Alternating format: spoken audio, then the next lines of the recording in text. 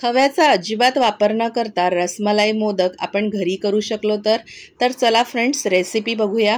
सर्वप्रथम 250 ग्राम पनीर घेतलेला आहे। आता हे पनीरचे छोटे छोटे तुकडे करून घ्यायचे आणि एका मिक्सरच्या भांड्यामध्ये 1/4 कप साखर आणि 3-4 हिरव्या वेलच्या साफ करून ह्याची पावडर तयार करून घ्यायची। नंतर सेम भांड्यामध्ये पनीरचे काप घालायचे, पाणी न घालता ह्याची देखील फाईन पेस्ट तयार करून घ्यायची। आता एका पॅन मध्ये 2 चमचे तूप घालायचं आहे, त्यावरती पनीरची जी पेस्ट तयार केली होती ती घालायची आहे।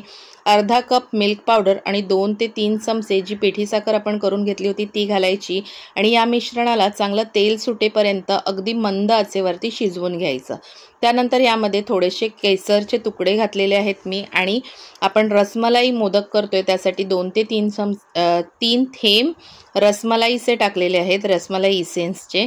त्यानंतर मी हे 2 कलरमध्ये करणार आहे म्हणून मी इथे थोडंसं येलो फूड कलरचा वापर केलेला आहे अर्ध्या भागावरती, आणि अर्ध्या भागामध्ये मी गुलाबाच्या पाकळ्या घालून आपला हा मिश्रण तयार करून घेतलेला आहे। त्यानंतर मोदकांचा साचा घेतला आणि या साच्यावरती बदामाचे काप गुलाबाच्या पाकळ्या लावून आपलं जे मोदकांचं मिश्रण केलं होतं ते सेट करून घेतलं आणि इथे आपले मस्त चविष्ट असे खवा न घालता मोदक तयार आहेत। तर कशी वाटली रेसिपी नक्की कमेंट करा। बाय।